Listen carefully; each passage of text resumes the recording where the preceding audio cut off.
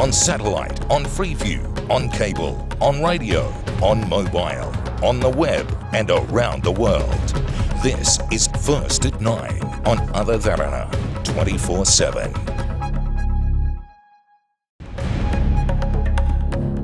Fuel rationing. Trade unions of the CPC say a 20-litre ceiling imposed per person. Government plays down the shortage. Inconveniencing people of this country has become a daily occurrence. Ultimately, we are suffering from this pathetic situation. Chinese assistance. Sri Lanka's own industrialization system. While President Xi holds a talk with Honourable Prime Minister, President Xi suggests China and Sri Lanka cooperate to help Sri Lanka to set up your own basic industrialization system. Budget expectations. Red tape has to go. Of course, you want to see good proposals that generate exports, that generate foreign investments, especially cutting down the bureaucratic red tape. Prize of democracy. European arrest warrant issued for sacked Catalan leader Carles Puigdemont. New direction. Tilan Samaravira appointed as the batting coach of the national cricket team.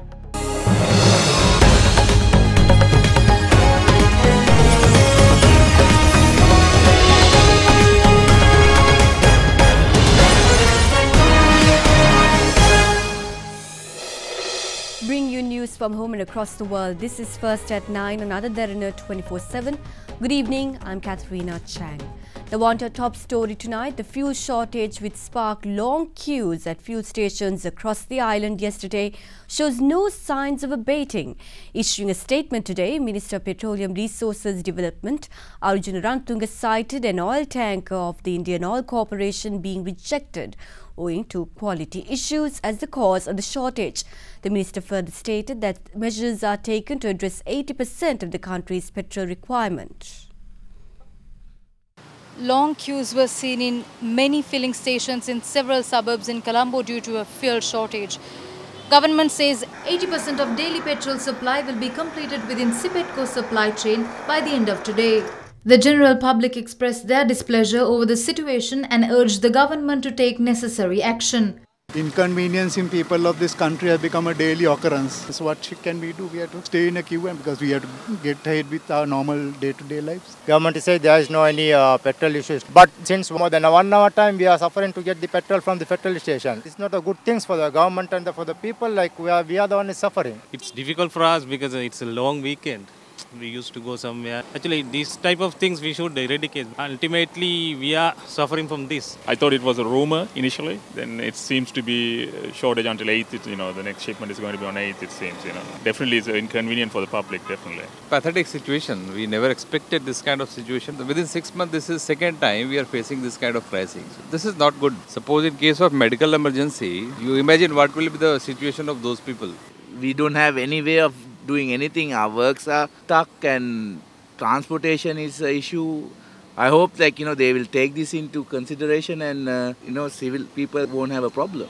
On the 17th of last month, the Ceylon Petroleum Corporation suspended the pumping of 30,000 metric tons of petrol imported by the Indian Oil Corporation to the Colonavo oil terminal owing to issues in quality. In such a backdrop, the Ceylon Petroleum Corporation issued petrol for IOC filling stations on the back of assurance given by the IOC to supply 30,000 metric tons of petrol by the 30th of last month. Officials of the CPC state that the current fuel shortage arose with the IOC announcing on the 27th of last month that they cannot deliver on their promise to supply a replacement shipment.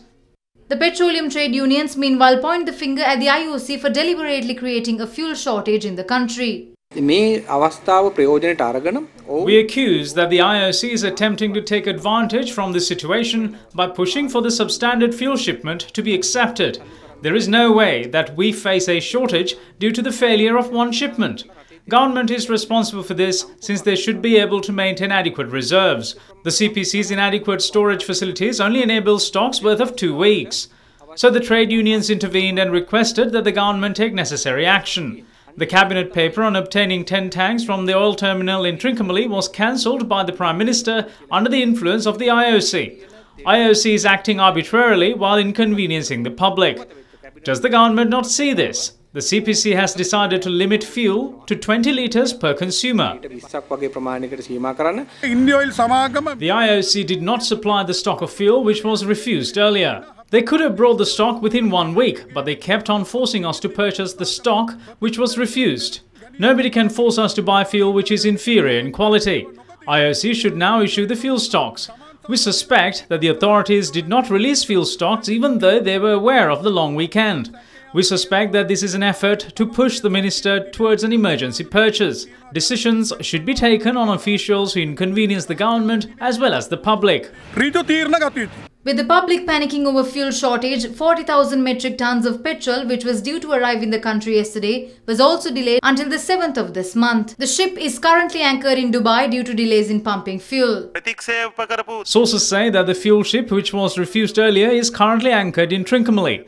But the laboratory of the Ceylon Petroleum Corporation doesn't have the right to test oil brought by the IOC. So there is a risk of IOC providing us with substandard fuel.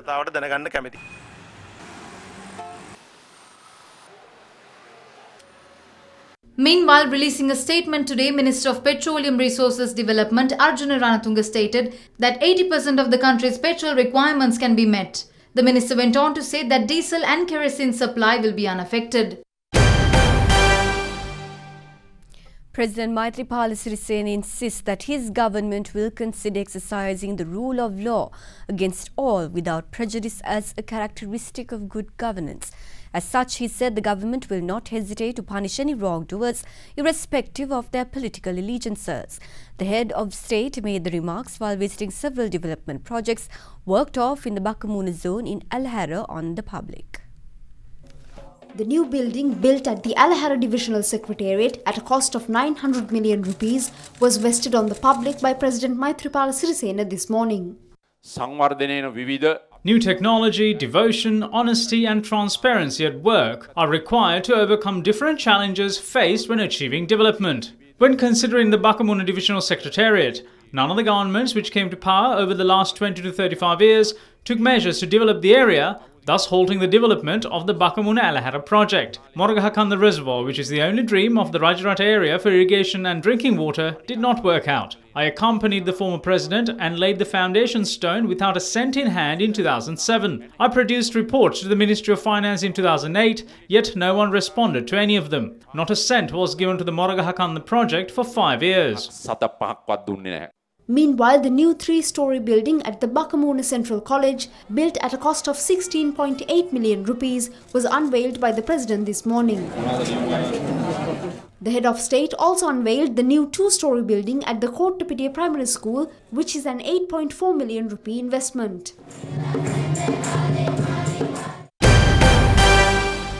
Prime Minister Ranil Wickremesinghe says the future development process of Hambantota Investment Zone will be handled via the Sri Lanka China Logistics and Industrial Zone Office, which opened today. Prime Minister made the revelation addressing the opening ceremony of the office. The Sri Lanka China Logistics and Industrial Zone Office was declared open by Prime Minister Ranil Wickremesinghe and the Chinese Ambassador to Sri Lanka, Yi Xian Liang, at the Magam Ruhunupura International Convention Centre this morning.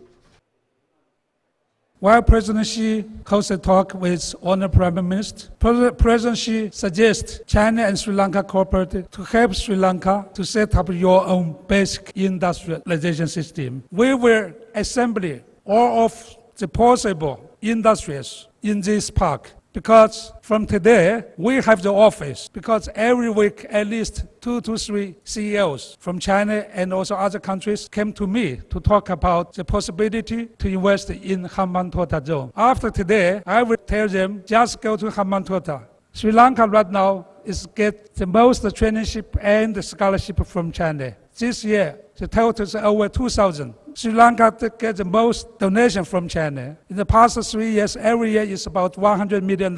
And also while Honourable Prime Minister have the talk with President Xi, President announced another 2 billion Chinese yuan in the next 3 years. Since they already pay rent, a part of our debt issue is addressed. To proceed with the work in the port, this company invests $600 million in addition to the $110 million they already spent. Industrialization cannot solely be done with a port. We need energy and other facilities as well. Therefore, we are discussing an oil refinery and an LNG power plant. We also need a steel factory, cement, docks, and we are holding discussions on these under the first phase.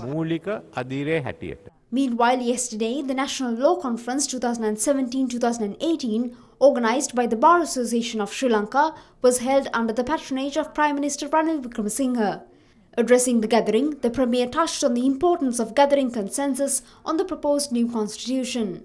So the politics of constitution making first requires the ability to get a consensus in Parliament and in the country board on the major issues of the day. Some people ask, why a new constitution?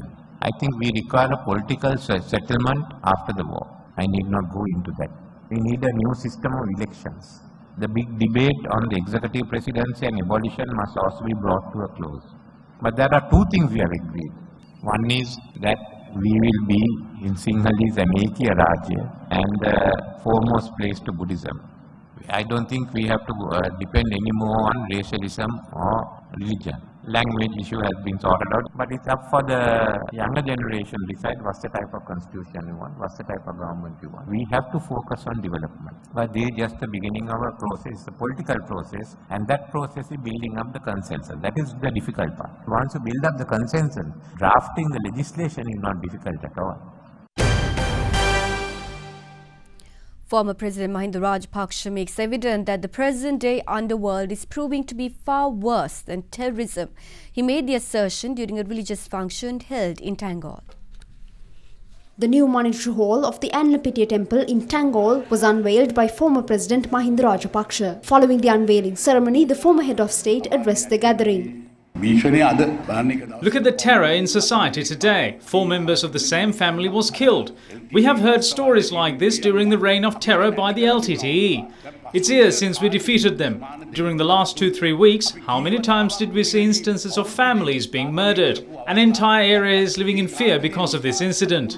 Today it is clear that the underworld is getting even worse than terrorism. In addition, there are efforts to put forth erroneous views on Buddhism while also attempting to change our perception of the ancient kings, whom we consider to be heroes, through teledramas. These are deliberate efforts. During the ancient times, temples were protected by the rulers. At present, however, temples have to be protected from the rulers as the government is taxing the collection boxes as well.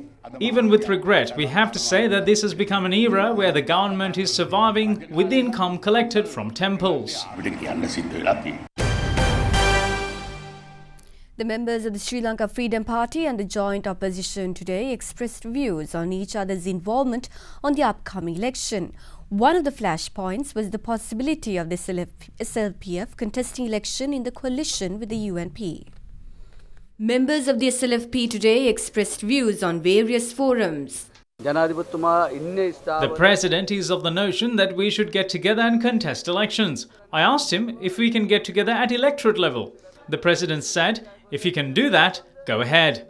Although we are in a national government, our common enemy is not the joint opposition or any other party in the alliance. It's the United National Party.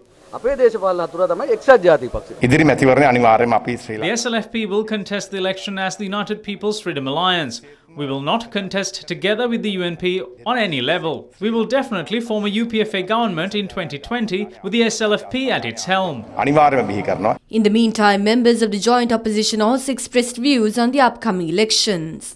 Since the local government elections are on the way, the government is trying to give fuel at lower prices, even if it means low quality fuel. For the upcoming elections, we're taking measures to contest together as the joint opposition. Members of the SLFP only remembers UNP to be the common enemy when the elections near, and afterwards they live together with the enemy. Now they're trying to get the parents of the ordinary level students to file a petition in the Supreme Court requesting that nominations be called after the ordinary level examination, citing that the elections will be a hindrance to the children studying for the exam. What they have forgotten is that the presidential elections of 1988 and 2015 were held in December during the ordinary level exam. We request not to snatch the right for elections with crocodile tears. 8 persons from a group who were bathing at waterfall in Lagdala Matale went missing today after they were caught in a sudden gush of water. Police said a subsequent search operation launched with the locals led to the recovery of 5 of the bodies, which include a small girl. A family in the locality together with their relatives paid a leisurely visit to the Vedda Paniyalla today. As they arrived at the falls, there had been drizzle and they were washed away in a sudden gush of water. 3 men and 5 women from the 12-member strong group got washed away. The area residents launched a search operation with the assistance of the police amid heavy rain. After much effort, bodies of 3 men, a woman and a small girl was recovered. Despite heavy rains, police, the army and the navy continue to search for the other 3 persons who remain missing.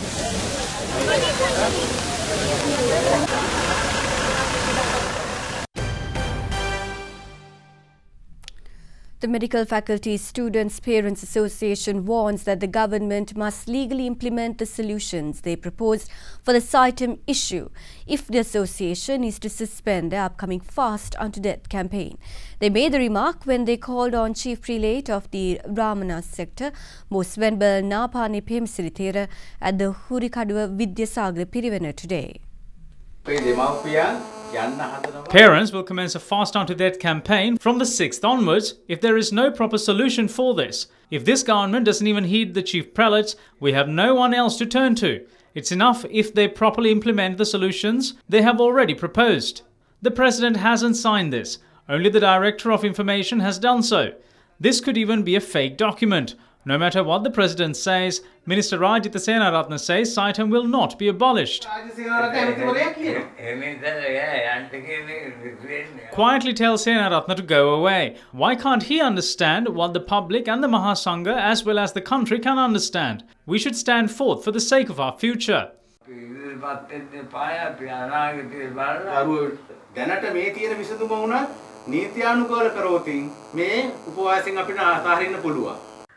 Meanwhile, yesterday, the Government Medical Officers Association held discussions with President Maithripala Sirisena, who urged medical students to cease boycotting lectures and return to clinical training.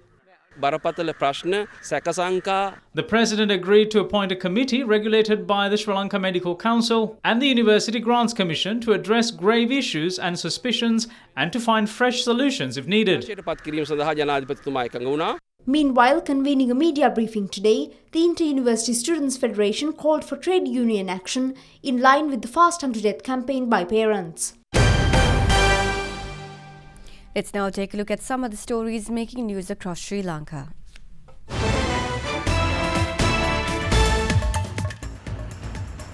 A truck collided with 2 high-tension power line posts in Minuwangoda early this morning, killing 3 people. The truck collided with a vehicle and veered off-road, colliding with the power line posts which held a transformer. Upon the collision, the transformer came down on the truck. Despite the best efforts of the police, 3 people in the truck died, while leaving another 3 injured, with 2 in critical condition. A 56-year-old woman died in Lower Lenagala in Dadigama this morning when her son accidentally ran her over while learning to drive.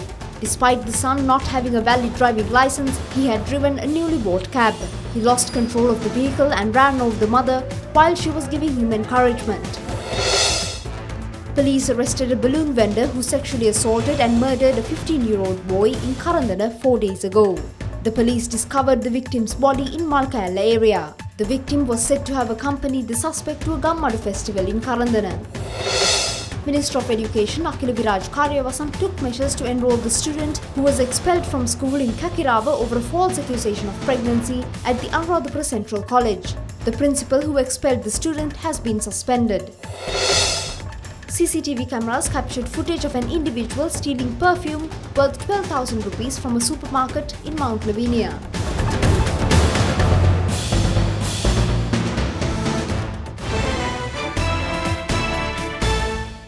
You are watching Sri Lanka's #1 news channel, Derana 24/7.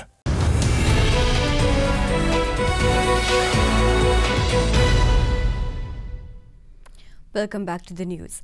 Verite Research expects to see good proposals that will generate exports, foreign investments and especially cut down bureaucratic red tape. through the upcoming budget for year 2018. Speaking with First at 9, Research Director at Verite Research, Subhashanya Besing has said government must seriously look at implementation of a budget that targets the country's growth development.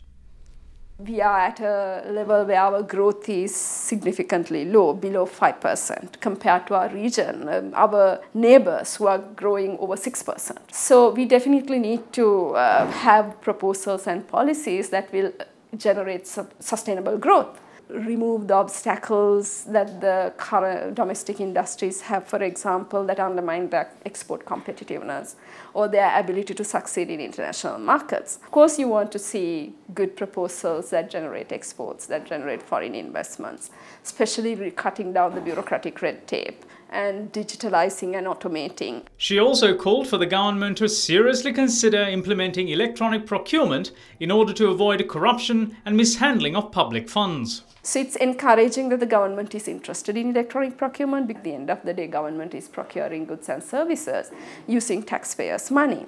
And when there is significant amount of inefficiency and corruption in the process, that means you are actually misusing tax money of the people. So we want systems like that fixed, and electronic procurement may not solve all the problems in procurement, but at least that enhances the transparency and efficiency of the process. A survey of British industries shows that the growth in the private sector held steady during the 3 months to October after weakening recently, and the inflation hit to consumers and Brexit concerns for companies mean growth will probably stay modest.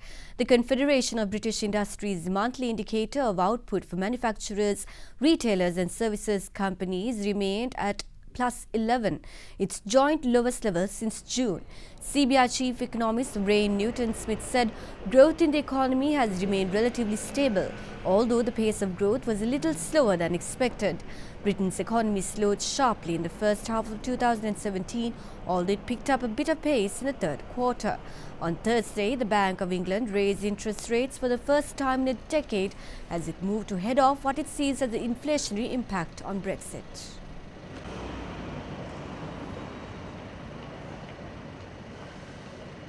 You are watching Sri Lanka's premier news channel, Derana 24/7.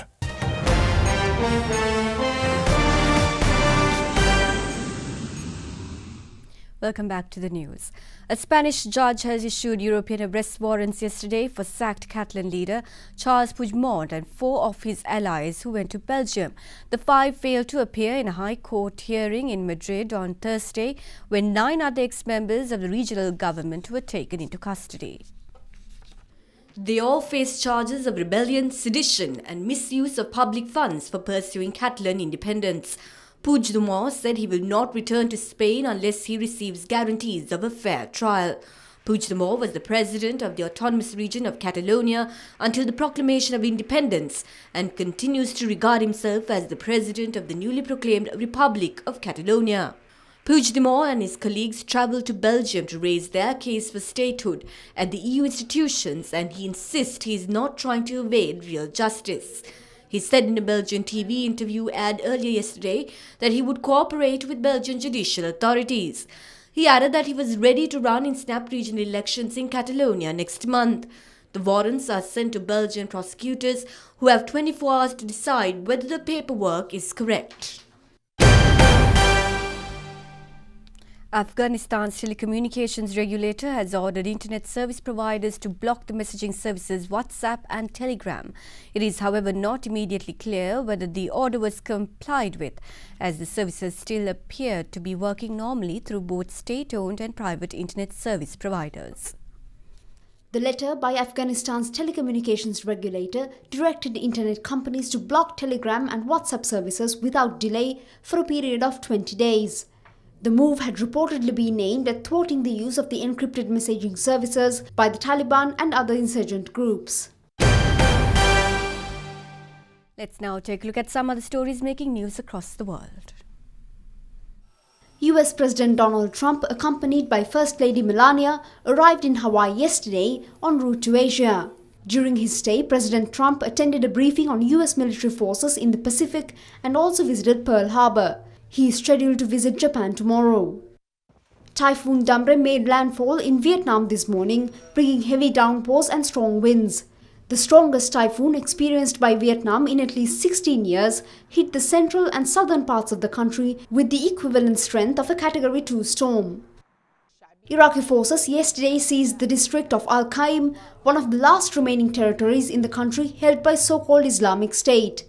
The capture of Al-Qaim leaves just the Iraqi village of Rawa still in the hands of IS militants who swept through a third of Iraq in 2014. You are watching Sri Lanka's trusted news brand, Other Derana 24/7.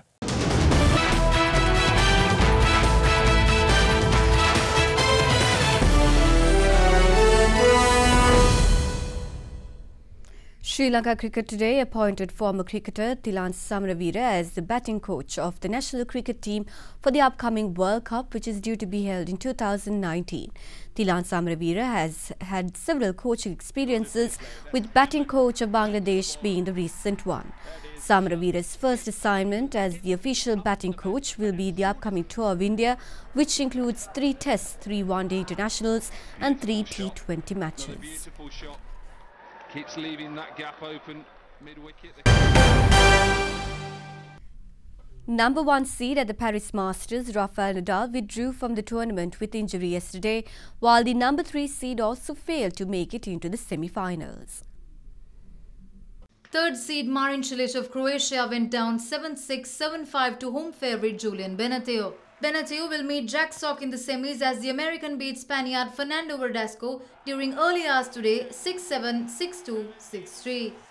Filip Krajinovic got a free pass into the semis with the withdrawal of Rafael Nadal from the Paris Masters. He will play John Isner of USA, who beat Juan Martin Del Potro.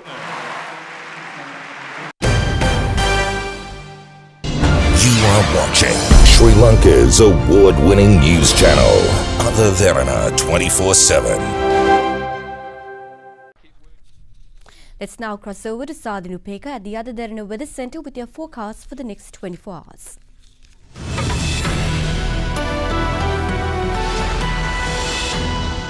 Good evening and welcome to the Weather Centre. Now, tomorrow's temperatures will average at around 27 degrees Celsius in coastal areas, hitting a high of 29 degrees in the northwest. The central hills will be cooler as usual, with temperatures in the low 20s. Now, a low pressure zone is expected to form across the island during the latter half of the day, bringing widespread showers and thunder showers. That's it from the Weather Centre tonight. Up next is your city-by-city forecast.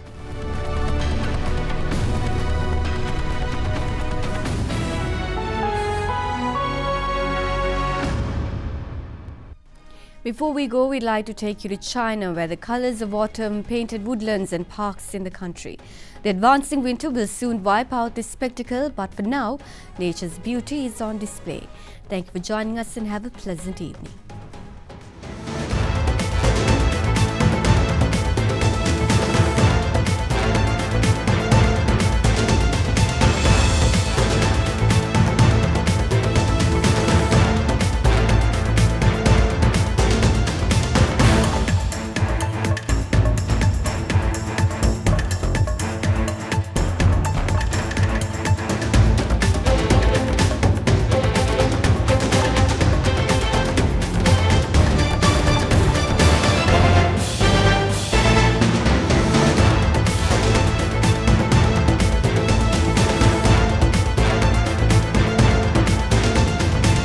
Bringing you the news and information 24 hours a day. This is Sri Lanka's premier news channel, Other Derana 24/7.